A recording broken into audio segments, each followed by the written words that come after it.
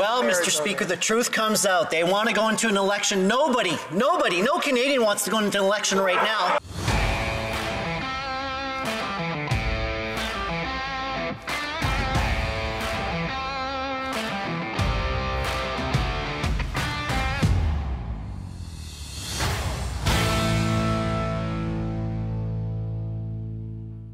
Welcome back to Northern Perspective, everyone. I'm Cypher. And I'm Fox. Usually question period on Fridays is uneventful, but not today. We have a feeling that nothing about Parliament in February will be boring as we approach Jagmeet Singh's March 1st deadline for his pharmacare program. Let's take a look. After 8 years, the Prime Minister is not worth the cost or the crime, and now extortion is the latest crime wave plaguing our communities. When common sense Conservatives were in office, we toughened penalties for dangerous and repeat offenders, and as a result, the crime rate went down. Turns out when thugs fear getting caught, they commit fewer crimes. Extortion is up all across the country thanks to easier penalties and easier bail. Will the government finally admit the mistake of their previous crime legislation, adopt common sense Conservative policies to keep criminals off the street? The Honourable Government House Leader. Mr. Speaker, no surprise the Conservatives don't want to talk about the economy this morning because we've had a blockbuster of good news. The job numbers released today by Stats Canada show that Canada gained 37,000 new jobs in January. Unemployment is down to 5.7%, and get this, Mr. Speaker, wages have increased by 5.3% in January. Among women, 6.2%. We are bringing home big paychecks for Canadians who are all at work, Mr. Speaker.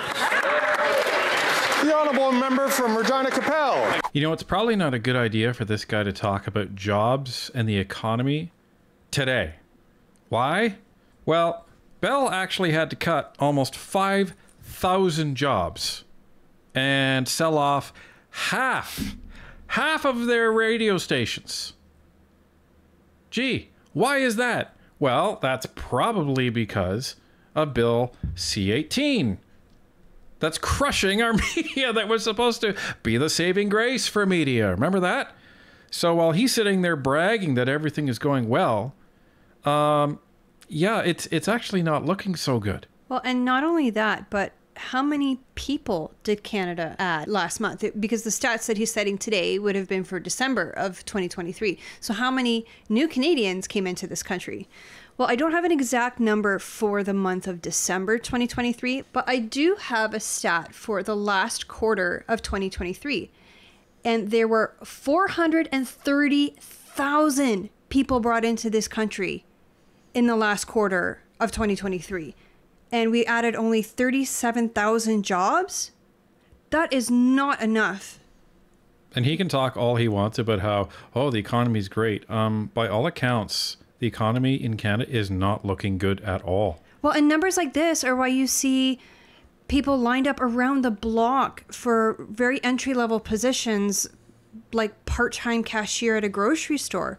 And I'm not disparaging those jobs. I'm just saying that these jobs that used to be filled by like part-time teenagers after school are now in such high demand because there's so many people fighting for them. Well, and let's talk about his wage increase, Bragg. Yay! Wages increased by 5%. How is that supposed to compete with the 100% increase in rent and 150% increase in mortgage costs? And another thing that they were spouting, they were saying that, oh, you know, all these jobs, there's more women in the workforce now, more women, yay, that's a good thing. That's not a good thing. How many moms do I see on my local Facebook mom groups that are saying, you know, I used to be a stay-at-home mom and now I have to find a job just so we can keep food on the table. Or my husband and I both already work full-time and now we have to take on part-time jobs as well because we cannot afford to survive in this country anymore. Right. And another thing that a lot of companies are starting to do is actually not hire full-time people so they can actually cut their costs down for benefits and other things like that. So they're actually increasing more positions that fill the same amount of hours as part-time work. So, yeah, not exactly something you should be standing up and bragging about. Well, Mr. Speaker, it's no wonder the Liberals don't want to talk about crime because our communities across the country are becoming less safe. It's a direct result from the Liberal legislation which reduced penalties. Their bill, C5, actually eliminated a mandatory jail sentence for people who commit extortion. As a result, extortion is up dramatically. Get this, Mr. Speaker. It's up 366% in BC. This is extortion. People are now losing their property and their money because gangsters are extorting them in Canada after 8 years of this Prime Minister. When will he put an end to his soft on crime approach? The Honourable Government House Leader. Monsieur le Président, c'est tellement des bonnes nouvelles qu'on va le... Mr. Speaker, it's such good news that we're going to repeat the good news in the other official language. In January, there was great news for Canadians. The economy we created... I'm sorry, I'm just stopping it there. Are you kidding me? Wow.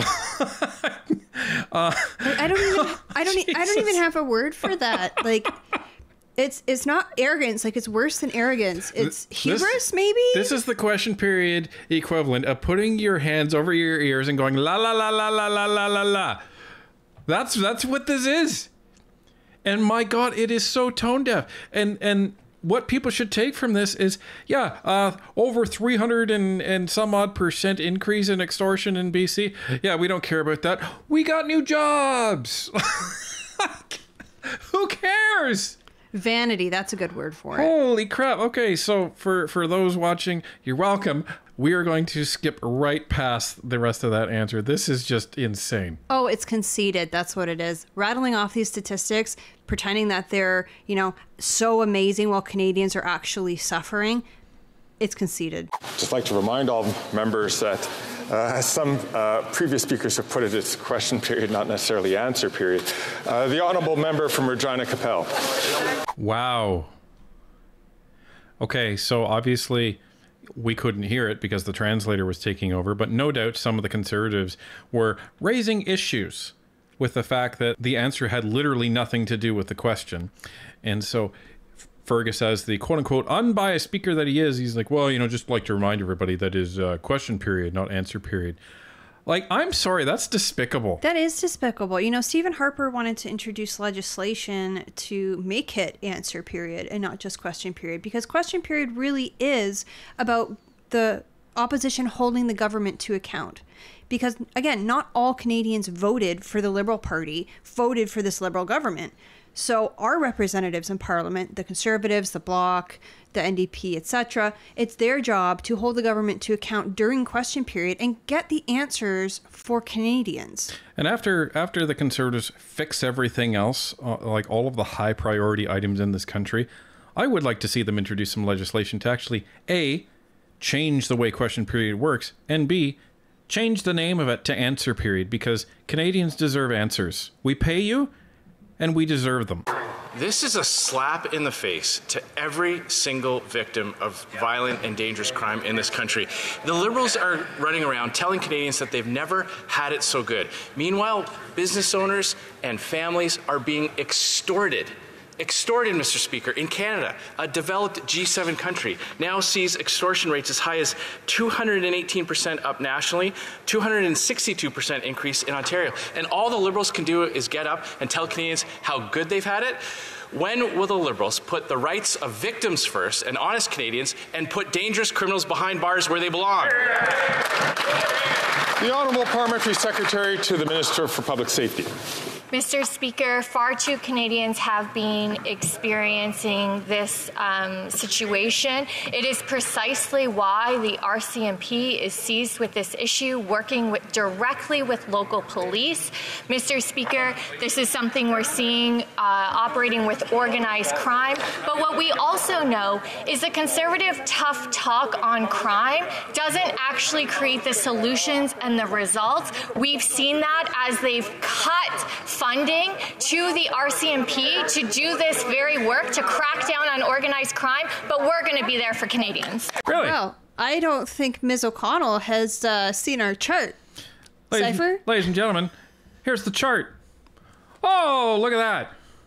Look at that. Yeah, no results whatsoever. Do you think maybe they cut police and RCMP because they were no longer needed because the criminals were behind bars where they belonged? Gee, maybe. Like, there was a little bit of an increase at the end, but look at that. That is a huge drop. That's over 25%. And that's a lot. And that's violent crime, everybody. And then as soon as the Liberals came back in, introduced their legislation, boom, it explodes. And the only reason it went down in 2020? COVID. We were all under lockdown. Right? And it was still higher. Nobody was out of their homes, yet it was still higher. Yeah, it was still higher than what the Conservatives left it at. Only the Liberals could have a higher crime rate than the Conservatives when nobody is actually leaving their homes. Sturgeon River Parkland. Mr. Speaker, after 8 years of this NDP Liberal government, farmers across the country are struggling under this punishing carbon tax. Melissa, a farmer in my area, paid over $6,000 in carbon taxes just to dry her grain last year. And now the Prime Minister wants to quadruple the tax just in a few years. He isn't worth the cost. When will this Liberal government get out of the way and pass Bill C-234 in its original form, get off farmers' backs, and make our food affordable again? Hear, hear, hear. The Honourable Parliamentary Secretary to the Minister of Agriculture and Agri-Food. Thank you, Mr. Speaker. If the bill was so important, I would counsel my honourable colleague to let them know that 5 Conservative senators were missing in action when it came down to that important vote. What we're doing on this side of the House, we believe in climate change. I have yet to hear one single platform or policy related to climate change. 20% in 2021, 20% of grains didn't make it to market because of climate change. On this side of the House, we have a plan to fight climate change, and we have a plan to support farmers. I would love to see what went into that quote-unquote statistic of 20%. 20% of grain didn't make it to market because of climate change. That's a very vague statement. You know, that's like saying I was late to work today because of climate change. Climate change. So what? We just blame everything on climate change, and that's the new red herring? Yeah, that's the new boogeyman. Didn't you know that? Oh, yeah. There we go. I'm late for everything because of climate change. Everything in my life. The reason it is not going my way because of climate change. So I didn't pay my taxes because of climate change. The Honourable Member from Sturgeon River Parkland. Well, Mr. Speaker, that's rich coming from this government that relentlessly lobbied senators to block Bill C-234. Bill C-234 removes the carbon taxes off the farmers who grow our food. And we know inflation is hitting Canadians hard, whether it's housing, the cost of fuel, and food. Everything is getting more expensive under this NDP Liberal government. And after 8 years, Canadians know that this Prime Minister is not worth the cost. And the only way that Canadians will get the tax relief they deserve is by electing a common sense Conservative government. So when will these Liberals call the election so we can axe the tax? The Honourable Parliamentary Secretary to the Minister of Agriculture and Agri-Food. Well, Mr. Speaker, the truth comes out. They want to go into an election. No Canadian wants to go into an election right now. Wow. Are you serious? Really?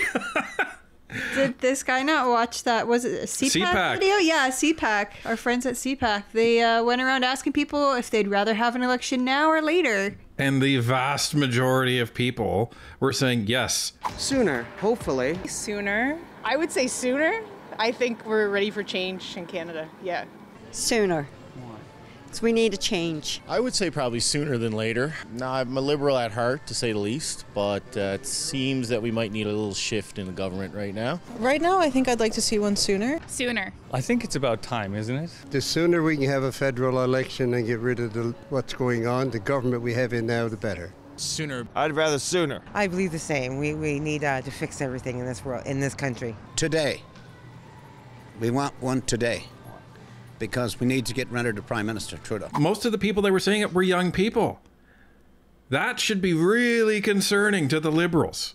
Because Justin is essentially like, what do you call himself? Like the Minister of Youth or something stupid like that? Something stupid like that. But he screwed that up. I mean, in the 8 years that he's been in government, young people can no longer afford to buy a house. Young people can no longer afford to start a family. Like, what does it say in a country like Canada where having a baby is a luxury item? That's messed up. The Honourable Member from Courtenay, Alberni. In just 2 days, Belleville has seen 23 drug poisonings. They've declared a state of emergency because the mayor says emergency services and funding are stretched too thin. The toxic drug crisis keeps getting worse while the Liberals take a patchwork approach. Then there's Conservatives who spread harmful disinformation instead of offering real solutions. 42,000 people have died since 2016. We need a coordinated, compassionate, and integrated response. When will the minister finally declare the toxic drug crisis a national public health emergency? When? So we're not even going to entertain the response to that, but I always think it's rich when the NDP stands up and they're crying about a drug emergency. Well, isn't BC like the epicenter of all of this? Oh yeah, and that's NDP run. Yeah, and they've been wanting to decriminalize heroin, cocaine, like all of this stuff, and it's terrible. Well, and I've said it before, but I feel like the left, like these people are just idealists, and they come in and they look at these policies like drugs are illegal. And then they look at it and go, oh, well, that shouldn't be. If people want to use drugs, they should be allowed to. And there should be no shame and people can do whatever they want. And so they make all these laws that, oh, you know, you can use needle drugs in parks and you can do whatever you want. And then there's all this fallout from their horrible, horrible policies. And then they go, oh, how is this happening? Why is this happening? They don't realize that the rules and the laws that the Conservatives have had in place for a very long time were there for a reason. They're there to make society run smoothly. But the good thing to take away from this is the NDP are doing a lot more yelling at the Liberals than they usually do. I wonder why that could be. The honourable member from St. Albert, Edmonton. Mr. Speaker, after 8 years, this NDP Liberal government is not worth the cost of their $54 million Arrive scam debacle. $11 million went to a company that did no work, 76% of contractors did no work, and the app itself didn't work. And now we learn that these Liberals awarded nearly $350,000 in bonuses to senior executives who presided over this corrupt mess. What the hell is going on? Disgrace. Can he say that in Parliament? I don't think so. But he just did. It's on the record now, so what are you going to do, Fergus? Going to talk about decorum. But so there is one thing that we do want to somewhat correct on this. So Mr. Cooper talked about $350,000 in bonuses that were awarded to executives within Health Canada as part of the Arrive Can stuff. So the thing to just make sure that we're accurate on this about is while bonuses were paid to these executives, you cannot attribute all $350,000 to these people based on just Arrive Can. It's going to be based on certain objectives, what they were doing. Now, if you really want to get down to it, why were anyone getting paid bonuses, during this period? Because of all the crap that was going on. So if you want to talk about bonuses within the government, then you should talk about all of them, right? So that's just the one thing we want to correct. So it wasn't $350,000 just for Arrive Can, but it doesn't necessarily mean they should have gotten paid that money anyway. We just want to make sure that that is accurate for people. I would like to remind members, please, to be very concerned about the language that they use. I know the honourable member normally doesn't use such language, but I do ask all members to be mindful of the language that they employ in this House. I guess he can't use that kind of language in the House. Again, I go back to Daryl Stinson. Do you have the fortitude or the gonads to stand up and come across here and say that to me, you son of a bitch? Does everyone remember Daryl Stinson? We'll put a link to it in our description. Go and watch it after this one. He's so concerned about saying HE double hockey sticks. Fergus, go back to Parliament in the 90s and the 80s. Give me a break. The Honourable Parliamentary Secretary to the Minister for Public Safety. Mr. Speaker, once again, we have concerns about some of the initial reporting, but Mr. Speaker, we designed the Arrive Can app to help Canadians during the global pandemic.